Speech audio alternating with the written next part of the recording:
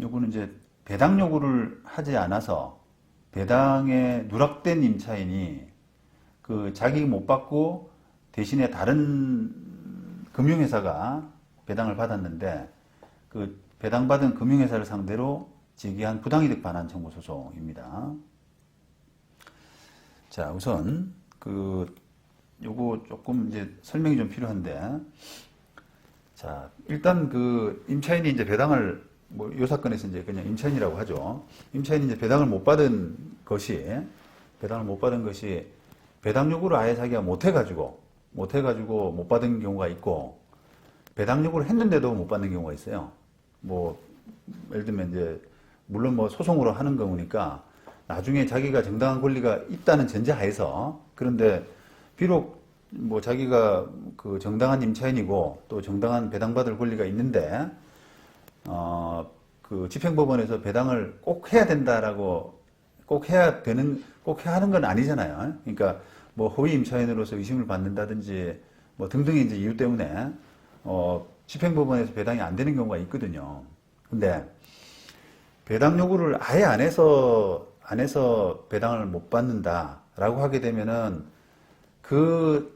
자기가 못 받고 대신 다른 사람이 받은 다른 사람을 상대로 부당이득 반환 청구를 할 수가 없습니다. 그거는 원래 배당 요구의 자격이란 것은 배당 요구를 해야만 생기는 거잖아요. 배당 요구를 해야만. 그런데 자기가 배당 요구를 안 해서 다른 사람이 배당받게 된 것은 법률상 원인 없이 이득을 취한 이런 경우가 아니란 말이에요. 그러니까 부당이득 요건에 안 맞는 거죠. 그러니까 지금 98년도 이 사건도 배당 요구를 안 해가지고 누락됐다면 그 사람은 그 임차인은 배당 요구할 만한 자격이 안 된다는 거예요. 그래서 이제 결국은 이 사건도 이제 임차인 청구가 부당이득 청구가 기각되는 거죠. 자, 반대로 배당 요구를 했는데 배당법원이 배당을 안 해줬다. 집행법원이 배당을 안 해줬다라고 하게 되면은 그걸 다툴 수 있는 방법은 임차인 입장에서는 일단은 배당이의를 하고 그다음에 일주일인가요? 일주일일 겁니다. 일주일 안에 배당이 소송 본소를 제기하고 그거를 이제 소제기 접수 증명원을 집행법원에 갖다 내고 하는 절차를 통해서 다투는 그런 방법이 일단은 정상적인 절차잖아요.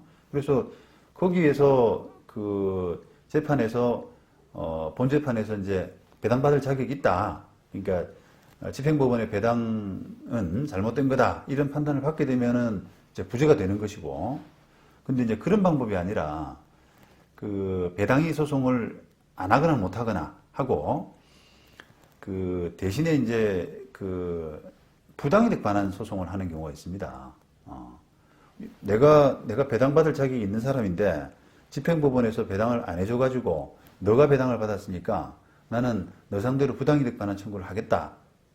너 부당이득 반환해달라. 이렇게 요구하는 것은 맞는 주장이에요. 맞는 구조란 겁니다. 그거는 이제 그 상대방이 부당한 이득을 했다는 거예요. 집행법원의 잘못된 판단으로 부당이득을 했다라고 그렇게 의율되고 있습니다. 해석되고 있습니다.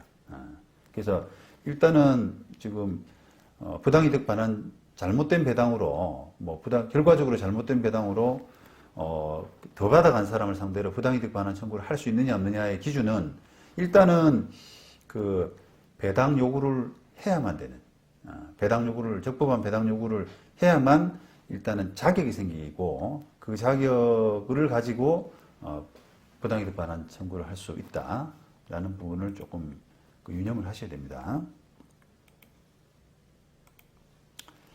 그래서 요 98년 사건은 결과적으로 배당 요구를 안 했으니까 그 사람이 배당받을 수 아예 없었기 때문에 그걸 후순위 채권자한테 배당됐다고 해서 이를 법률상 원인이 없는 것이라고 할 수 없다라고 하는 거고요. 그 다음에 당연한 것이지만 이게 주택임대차법 주임법인데 주임법에 의해서 우선변제권이 인정되는 임대차 보증 반환 채권은 현행법상 배당 요구가 필요한 배당 요구 채권에 해당된다라고 하는 것이고요. 2007년도 대법원 판결, 이것도 부당이득인데요. 요거는 배당 요구를 했는데도 불구하고 배당을 못 받은 채권자가 아까 원칙적으로 배당이의 소송을 하는 대신에 배당이의 소송을 못하고 또는 안 하고 부당이득 반환 청구를 한 그런 사안이에요. 여기서는 부당이득 반환을 청구할 자격이 된다라고 일단 했어요. 보시면 자, 그 배당이의를 안 하게 되면은 배당표가 이제 확정이 되잖아요. 그죠? 그래서 이 확정된 배당표에 의해서 배당을 실시하는 것은 실치법상의 권리를 확정하는 것이 아니기 때문에 배당을 받아야 할 채권자가 배당을 받지 못하고 배당을 받지 못할 자가 배당을 받은 경우에는 배당을 받지 못한 채권자로서는 배당에 관해서 이의를 한 여부에 관계없이 배당을 받지 못할 자이면서도 배당받았던 사람을 상대로 부당이득 반환 청구권을 갖는다. 했죠. 배당받지 못한 그 채권자가 뭐 일반 채권자라고 해서 달리 볼 것은 아니다. 그렇죠. 그렇습니다. 자, 그런데 이 사건은 이제, 아까 이제 원칙대로, 그렇게 하면, 그렇게, 그게 일반 이론이고요. 근데 이 사건은 이제 좀 더 꼬였어요. 어떻게 됐냐면, 한번 읽어보실게요. 배당이의 소송은 대립하는 당사자인 채권자들 사이에 배당액을 둘러싼 분쟁을 상대적으로 해결하는 것에 지나지 아니하고 그 판결의 효력은 오직 소송 당사자인 채권자들 사이에 미칠 뿐이기 때문에 위와 같은 판례의 법리는 배당이의 소유 당사자가 아닌 배당 요구 채권자가 배당이의 소유 당사자가 아닌 배당 요구 채권자가 배당이의 소유 판결에 의해서 경정된 배당표에 대해서 배당받은 다른 채권자를 상대로 배당이 잘못되었다는 이유로 부당이득을 하는 경우에도 그대로 적용된다라고 했는데 제가 어제 몇 번을 읽었네요. 이게 무슨 뜻인가 해서 그래서 어렵게 썼더라고요. 결국은 제가 여러 번 읽어보고 판단한 것에 따르면 이런 겁니다. 이 지금 원고, 그죠? 이 부당이득 반환 청구 소송을 한 원고는 배당이 소송을 안 했어요. 안 하고 다른 사람이 이제 배당이 소송을 막 해가지고 배당이 소송을 해서 배당표가 또 확정이 되잖아요. 배당이 이제 뒤집어져서 그래서 어떤 사람에게 배당이 돌아갔다.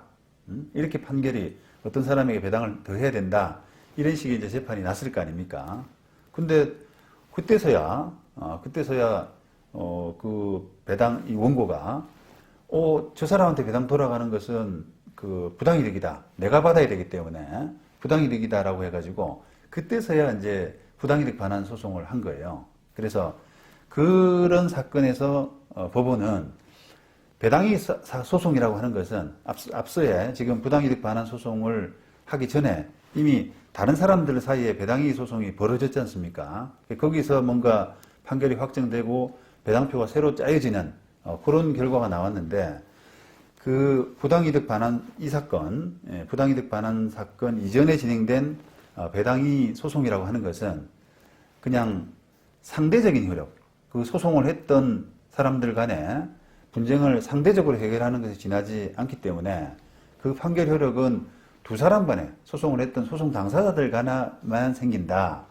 라고 해서 지금 비록 아까 그 사건에서 배당이익 사건이죠. 배당이익 사건에서 지금 피고한테 배당 얼마 주라라고 하는 부분은 즉 원고와의 관계에서는 소송 당사자가 아닌 배당이익 사건의 소송 당사자가 아닌 원고와의 관계에서는 기판력이 없다는 거예요. 이해되시죠? 그래서 지금 원고는 기판력과 상관없이 부당이득 반환 소송을 할 수 있다라고 판단했고 반면에 이제 원심은 기판력에 저촉된다는 거예요. 그렇게 판단했어요. 종전 배당이익 사건에서 이 피고가 얼마를 배당받아라고 이렇게 판단이 됐다면 그 사람에 대해서는 이제 더 이상 뭔가 그 사람의 배당에 대해서 더 이상 다툴 만한 그런 방법이 없다.